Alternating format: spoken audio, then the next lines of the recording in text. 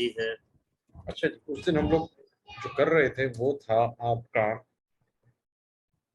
Vendor clearing था। Vendor clearing जो था आपका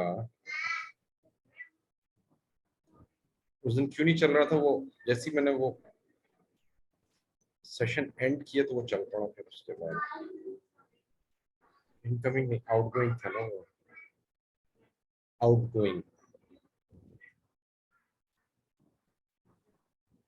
outgoing control data.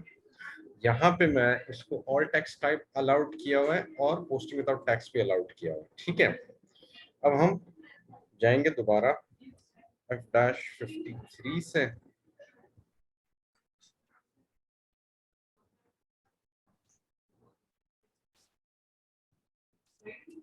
Partial payment bank data 1051 नहीं 52 होना चाहिए।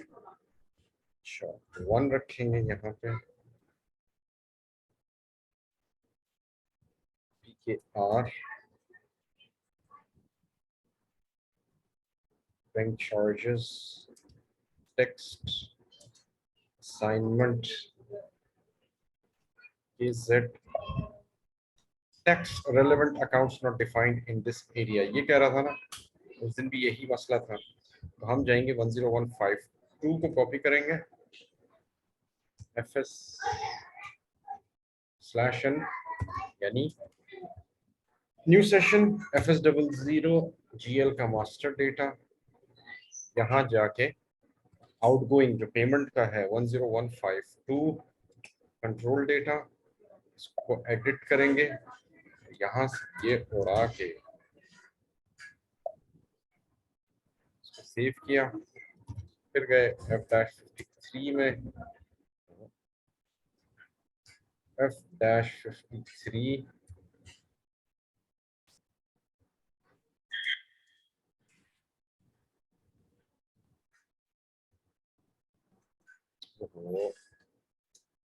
F-53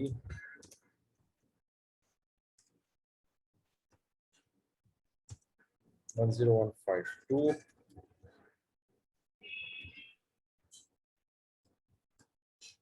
KR1।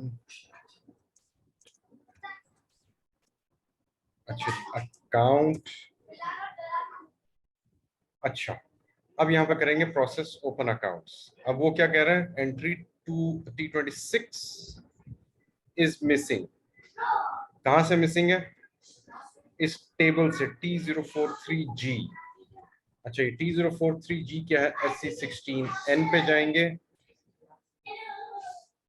SC16N में जाएंगे, जहां से हम इस टेबल की डिटेल्स निकालेंगे T043G। ठीक है, T043G यहाँ पे गए, एंटर किया। ये क्या कह रहा है? Tolerances for customer and vendor. SPRO पे गए, SPRO पे गए, वेंडर और कस्टमर के जो टॉलरेंसेस हैं वो हमने निकालने हैं। टॉलरेंसेस क्या होते हैं? टॉलरेंसेस ये होते हैं कि आपके एम्प्लॉइज को हम अमाउंट्स, कस्टमर को जो सेल अमाउंट हमने उस पर लिमिट करना है, वेंडर को जो पेमेंट अमाउंट है उस पर लिमिट करना है। ठीक है, account receivable and payable, business transactions, उसके बाद क्या था वो? Tolerances, right?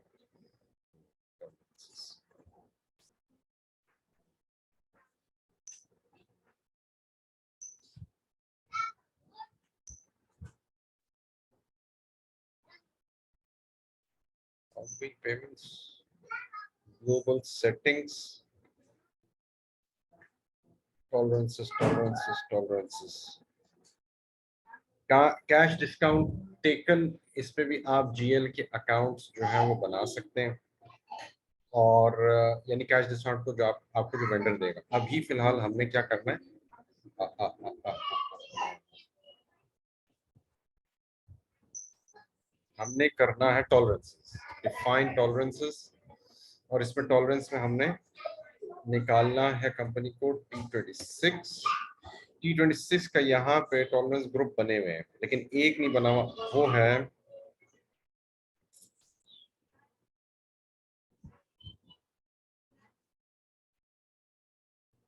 एक जो नहीं बना हुआ उसको देख लेते हैं। ठीक है, इसी को कॉपी कर लेते हैं। कॉपी एज T26, लेकिन ये यूएसडी का बता रहा है। ओके, हमने तो पीकेआर में बनाना है। ठीक है, तो न्यू एंट्रीज कर लेते हैं। T26 टॉलरेंस ग्रुप,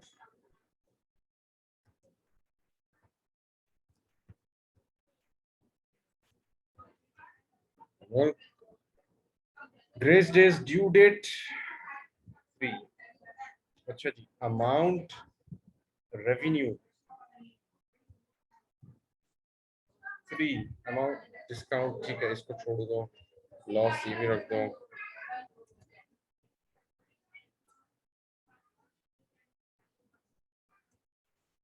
थ्री, अच्छा जी, अच्छा, एडजस्ट डिस्काउंट बाय 1.5, 1.5। अच्छा जी, payment term from invoice, invoice में जो पेमेंट टर्म्स यानी 30 डेज वो यहाँ से होगा। Fix term payment, fix term payment कौन सा हमने लगाना है, हर वेंडर के लिए एक जैसे ही लगा दें। अगर 14 डेज, 30 डेज ये लगा सकते हैं, लेकिन हम इसको ग्लोबली रखेंगे ना, क्योंकि हर वेंडर के लेवल पे भी आप लगा सकते हैं। अच्छा, amount payment, permanent payment difference for automatic right of. अच्छा, ऑटोमेटिक राइट ऑफ हम इसको 100 कर देते हैं, इसको 100 कर देते हैं, 1%, 1%। ठीक है, और इसके अलावा उसको किया सेव।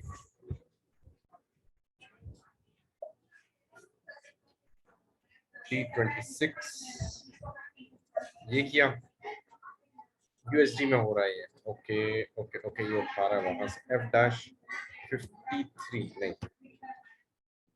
F-53 24/8 52 amount 1। अच्छा जी, इसको करेंगे हम USD 08 का वो चल रहा है। ओके, अमाउंट अकाउंट ये है, process open item, 2 item selected. अब आपके उसमें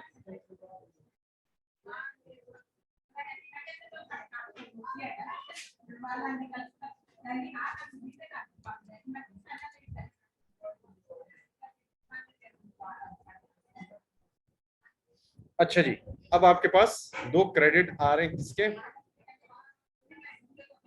किसके क्रेडिट आ रहे हैं अब? वेंडर के। कौन सा वेंडर है आपका? वेंडर है आपका, वेंडर ये है 10701 हैश क्लियरिंग फॉरवर्डिंग। ठीक है, अच्छा जी, 2 डॉक्यूमेंट्स हैं। अच्छा, यहाँ पे अब क्या ये बता रहा है हमें? पोस्टिंग की, business area, days in arrears outstanding.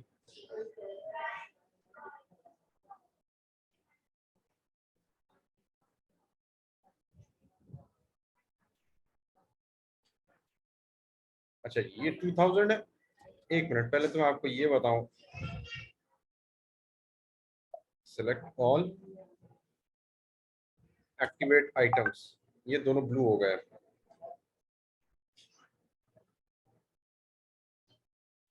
एक सेकंड। अच्छा जी, 416 ये दोनों एक्टिवेट हो गए। इसी तरह ही मैंने अगर दोनों को सिलेक्ट किया, ये सारा देखें ब्लू हो जाता है ना, ये सारा मैं डीसेलेक्ट कर दूं तो ब्लैक हो जाता है। सबको सिलेक्ट किया, ये ब्लू हो गए, और पकड़ के मैंने इसको डीएक्टिवेट कर दिया, ब्लैक कर दिया, तो आपको सिर्फ 2000 रह गया। ठीक है, वन जो है, जो पिछली स्क्रीन में व्यू में मैंने सिर्फ 1 लिया था, ये वो पेमेंट है जो मैं करना करूंगा, राइट। अच्छा, यहाँ पे मैं डिस्काउंट मुझे मिल रहा है 300 का। ठीक है, ये मैंने डाला, और अब डिफरेंस मेरे पास कितना रह गया? डिस्काउंट में भी 200 रुपीज, उसने कहा 100 रुपीज तक आप डिस्काउंट ले सकते हैं। तो अब मेरे पास जो अमाउंट रह गई है, ठीक है, वो रह गई है 1900 का, मुझे वो मिल रहा है। डॉक्यूमेंट ओवरव्यू में जाते हैं, यहाँ पे आउटगोइंग में मैंने 1 लिया था,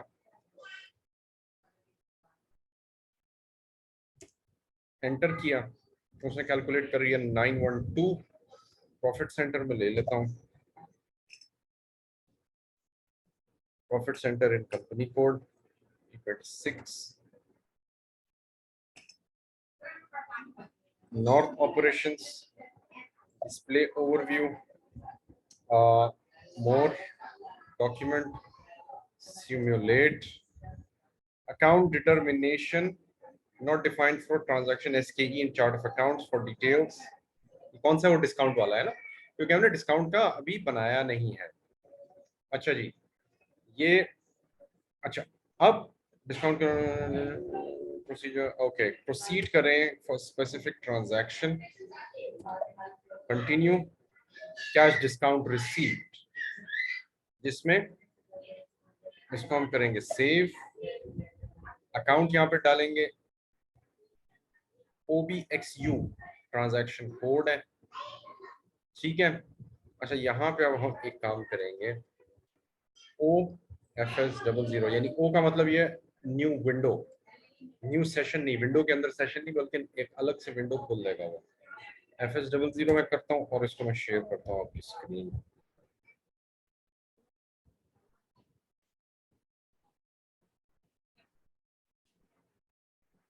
अच्छा जी, यहाँ आगे अब हमारे पास अकाउंट ग्रुप में क्या है, उसको चाहिए डिस्काउंट का ना, डिस्काउंट रिसीव्ड, तो वो आएगा आपके कौन से उसमें, clearing account, zero balance account, recon account, income expense account, income account में आएगा ना, डिस्काउंट रिसीव आ रहा है 30,200। अच्छा, यहाँ पे हम कर देते हैं 30,200, GL अकाउंट टाइप इनकम है हमारा, income accounts, cash discount receive,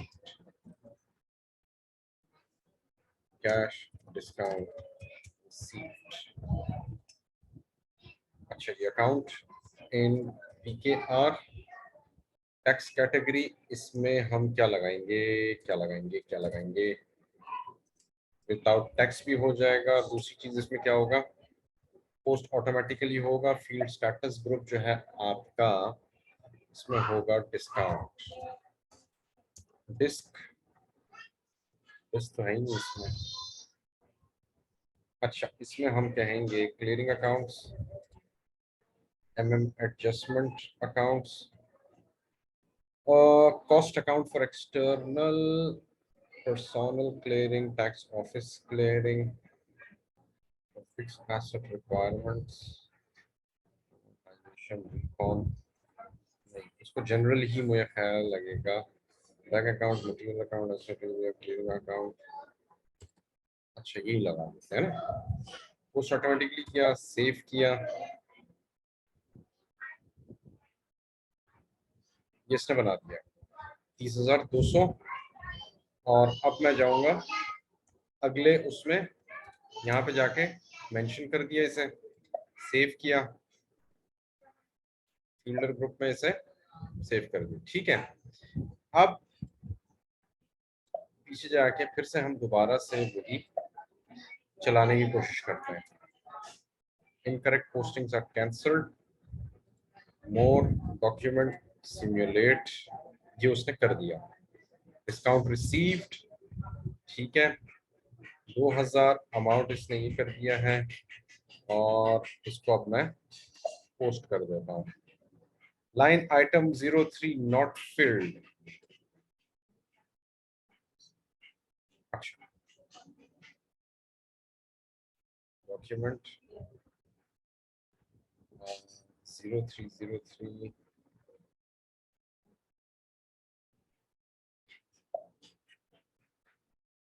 003 has not been entered. Okay, choose process open items 100, 5,000 के ले रहा है,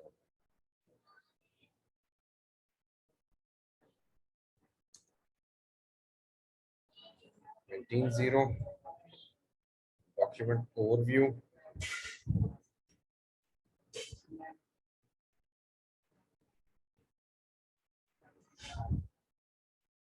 सिमुलेट, ओके, डबल क्लिक, यहाँ पे प्रॉफिट सेंटर मांग रहा है।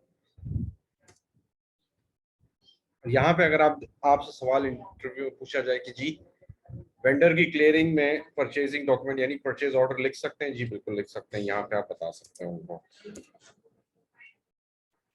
पार्शियल पेमेंट नहीं कर रहे, अभी हम फुल पेमेंट ही कर रहे हैं। पार्शियल पेमेंट का इसके बाद मैं आपको बताता हूँ। फुल पे 2028 अगस्त, ठीक। डिस्प्ले ओवरव्यू और पोस्ट नॉट फिल्ड एज पर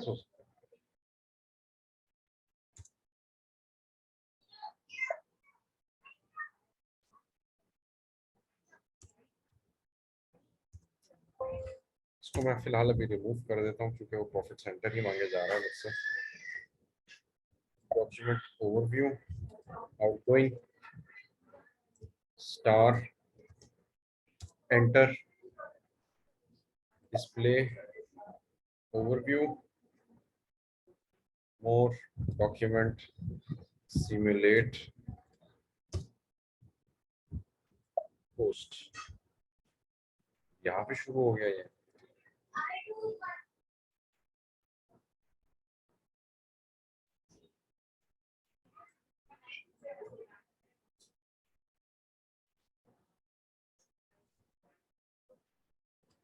आउटगोइंग पेमेंट में प्रॉफिट सेंटर क्यों चाहिए भाई? ये मसला आ रहा है डॉक्यूमेंट स्प्लिटिंग का। Okay, एसपीआरओ,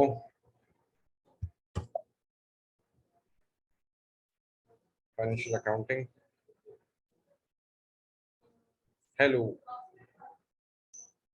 general accounting, business transactions, document splitting, define characteristics. यहाँ पे ये मैंडेटरी फील्ड है, देखें ना, इस वजह से भी आता है ये। सेव किया,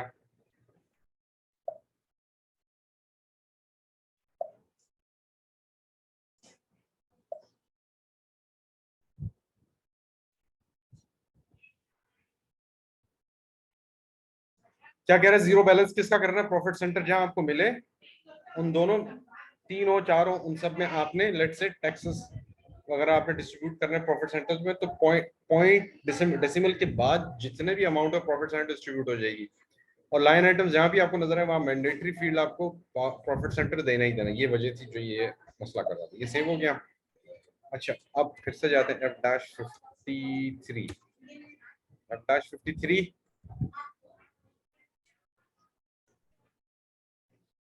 अच्छा, अब आप लोग देख रहे हैं किस तरह ट्रबल शूटिंग जो है वो टाइम लेती है। तो इसमें आपको एक बड़े तहम्मुल का मुजाहरा करना पड़ता है। कभी कभार 30-40 मरतबा भी आपको चीज जो है वो कॉन्फ़िगर करनी पड़ती है, पढ़नी पड़ जाती है। ठीक है, that's the essence of SAP.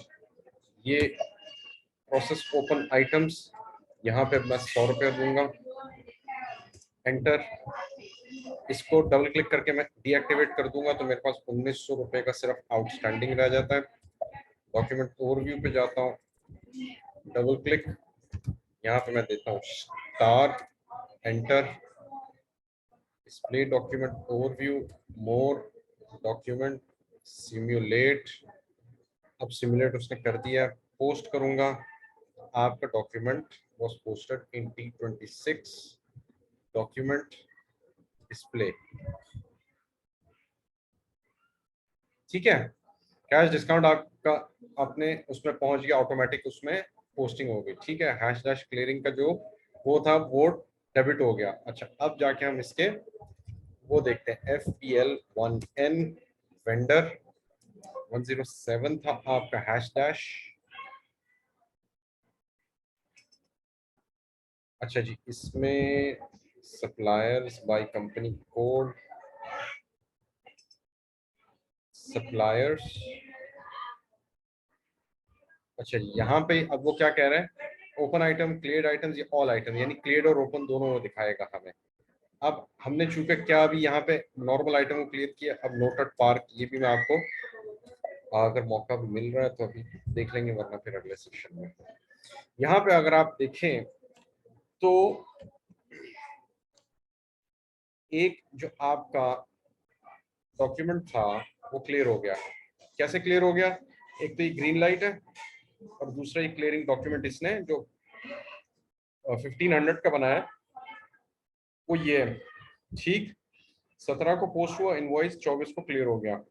ठीक है, उसको अगर जाके डबल क्लिक करेंगे तो आपके पास कैश डिस्काउंट अमाउंट भी बता रहा होगा और क्लियरिंग की डेट प्लस क्लियरिंग डॉक्यूमेंट भी आपको दिखा रहा होगा।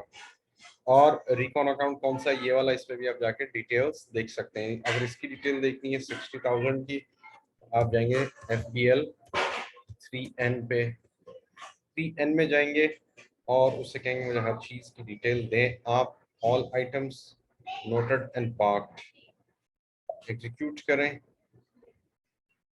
तो आपको वो क्या दिखा रहा है? 1500 KZ पेमेंट 24 को हुई और यहाँ पे कैश डिस्काउंट रिसीव के आपको वो दिखा रहा है।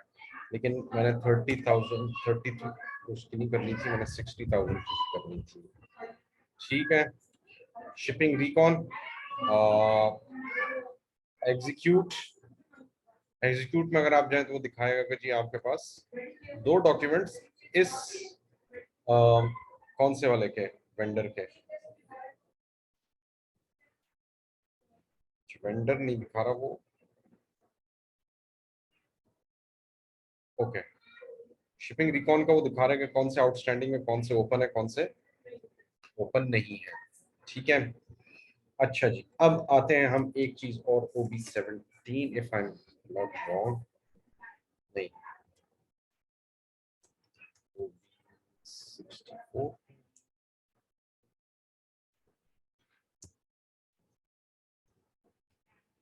ये क्या है? देख लो, मैक्सिमम एक्सचेंज रेट्स, नहीं एक्सचेंज रेट्स नहीं था वो। आ, एक सेकंड,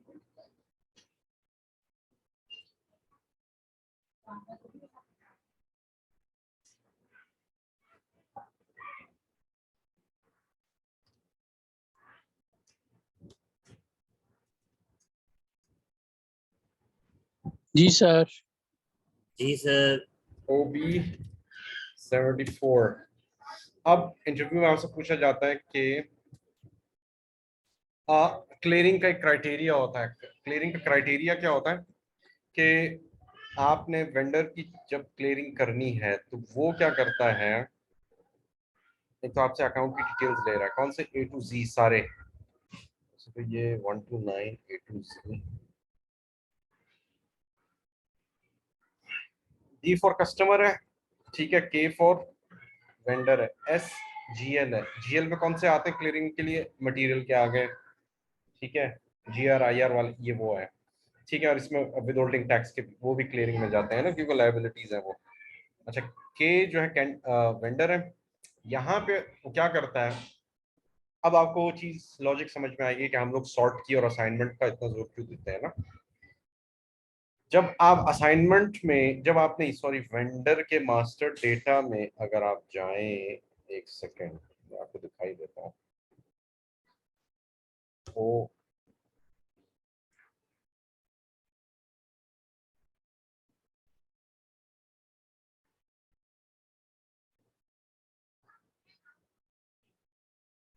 अच्छा, ये आ गया बिजनेस पार्टनर, ओपन बीपी 107, नहीं इसको सर्च कर लेते हैं।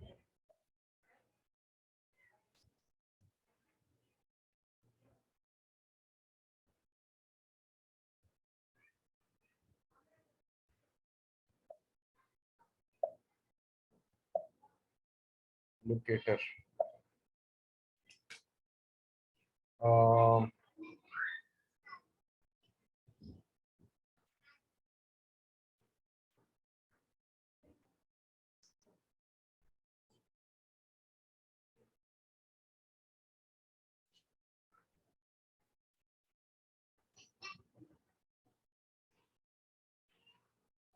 पार्टनर्स जनरल हैश, अरे डैश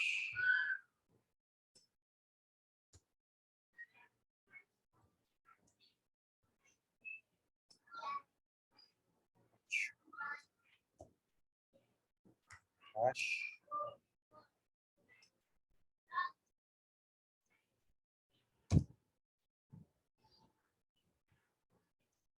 107.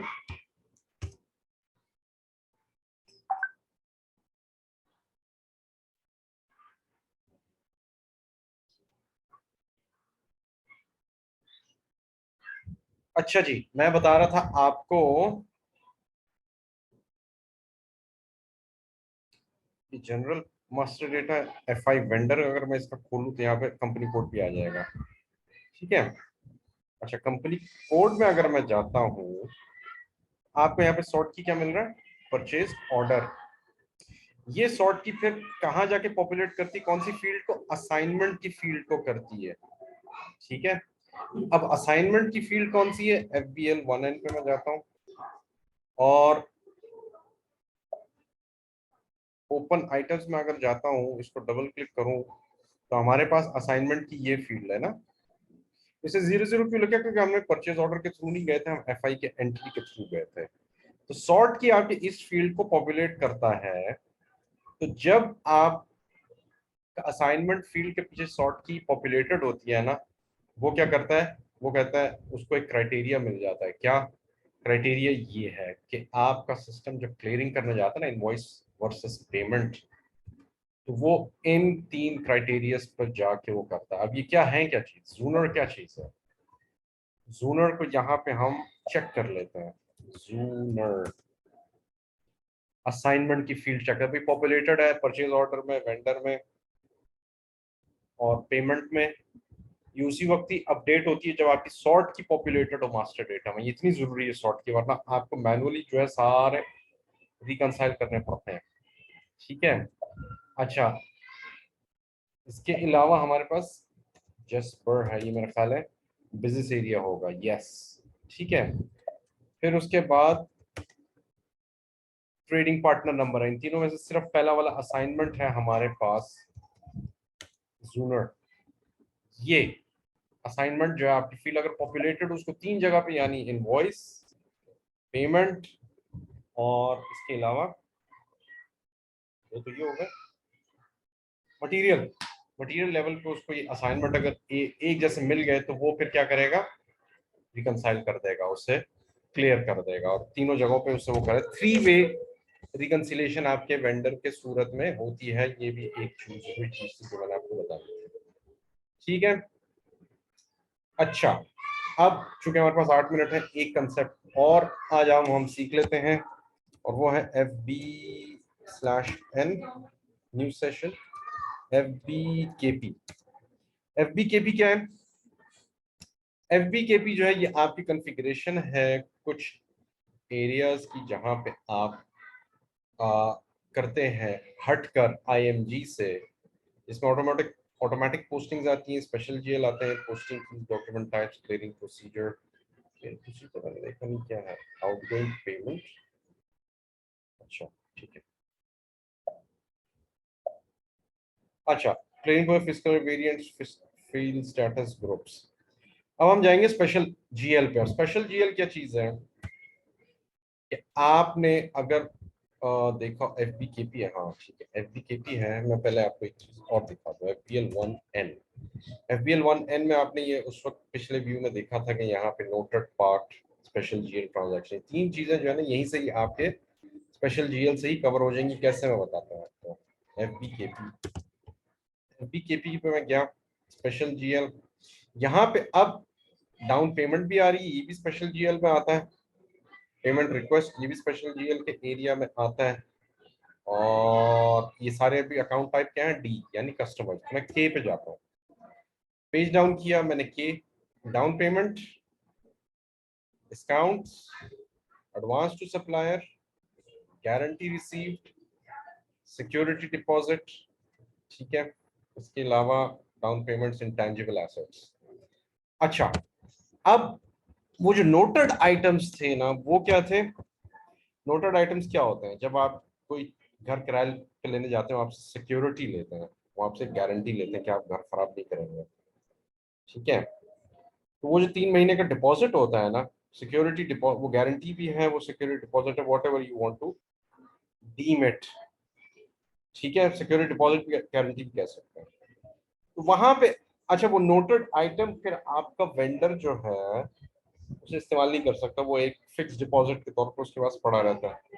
एक इंश्योरेंस पॉलिसी होती है, राइट, उसको आप इस्तेमाल ना वो हाथ लगा सकते ना आप, जब आप जाने लगते हैं तो वो आपको जो है फिर इंस्पेक्शन के बाद घर की फिर आपको पैसे देता है, उसमें से कुछ काट के भी देता है, बिजली के बिल ये है वो, राइट। तो वो ये चीज है नोटेड आइटम्स। ठीक है, सिक्योरिटी डिपॉजिट गारंटी ये नोटेड आइटम्स के जुमरे में आते हैं। अच्छा, डाउन पेमेंट्स वो तो आप जाहिर समझ ही गए होंगे, लेकिन स्पेशल जीएल क्यों है? अब होता ये है कि स्पेशल जीएल अलग से एक एरिया है आपका, वेंडर आपके पेबल और रिसीवेबल से हट कर स्पेशल जीएल जो इस चीज को हैंडल करता है। ठीक है, क्यों? क्योंकि जो आपका डाउन पेमेंट है ना, जैसे ये है, इससे पहले आता है इसका डाउन पेमेंट रिक्वेस्ट। ठीक है, यानी आपने वेंडर को डाउन पेमेंट अगर भेजनी, पहले आप रिक्वेस्ट भेजें, किसको? मैनेजर को अप्रूव करेगा, फिर आप डाउन पेमेंट उसकी प्रोसेस करेंगे अगेंस्ट द वेंडर आउटस्टैंडिंग। इसको अलग से एक छोटा सा सब मॉड्यूल है जहां से ये हैंडल किया जाता है।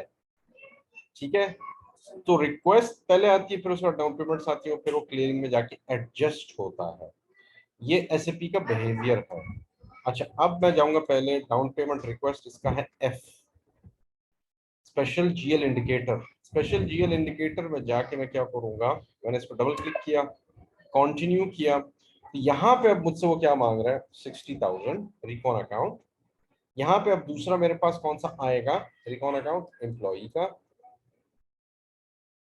सर्विसेज के वेंडर का,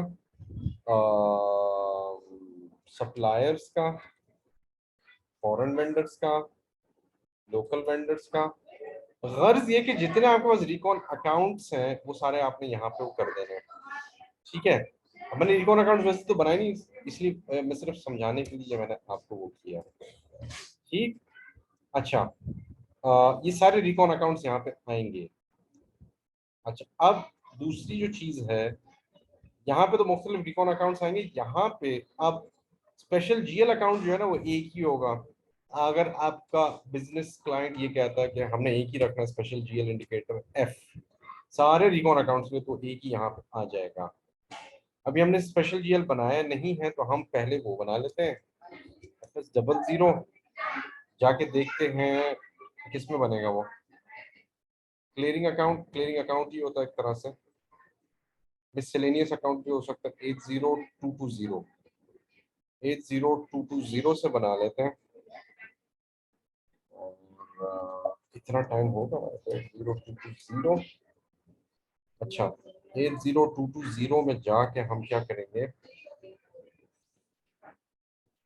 मेरे ख्याल बैलेंस शीट अकाउंट ही होता है, मुझे याद नहीं, लेकिन 80220 क्लियरिंग अकाउंट्स, हाँ क्लियरिंग अकाउंट्स होते ही बैलेंस शीट के हैं। स्पेशल जीएल अकाउंट, अब यहाँ पे अब आप क्या कर सकते हैं, फॉरेन वेंडर का अलग है, लोकल वेंडर का अलग है, एम्प्लॉय का अलग है। ठीक है, ये आप बना, लेकिन मैं अभी फिलहाल एक जनरल बना रहा हूँ। Special GL account, control data, फिलहाल PKR, पोस्टिंग विदाउट टैक्स। अच्छा, ये रिकॉन अकाउंट ये भी होता है, इसको मैं कर दूंगा vendor.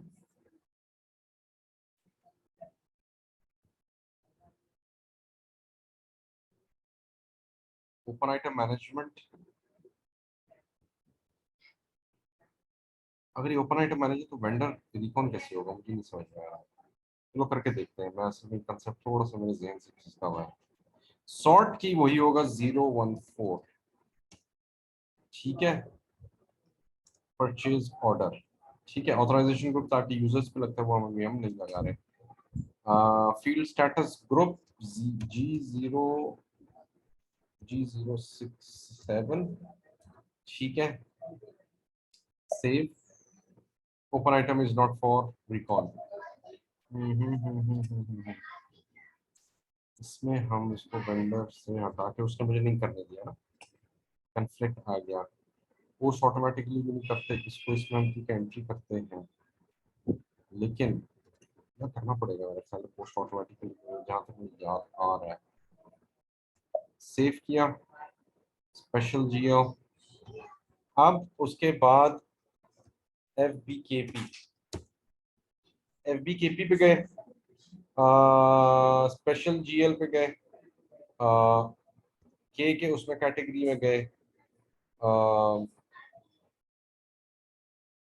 Down payment request, continue, recon, 60,000 ठीक है। Planning level, input tax clearing, फिलहाल कुछ नहीं, मैं इसको सेव कर देता हूँ। सेव किया, कल हम ट्रांजैक्शंस करेंगे। ओके, थैंक यू, बहुत बहुत धन्यवाद।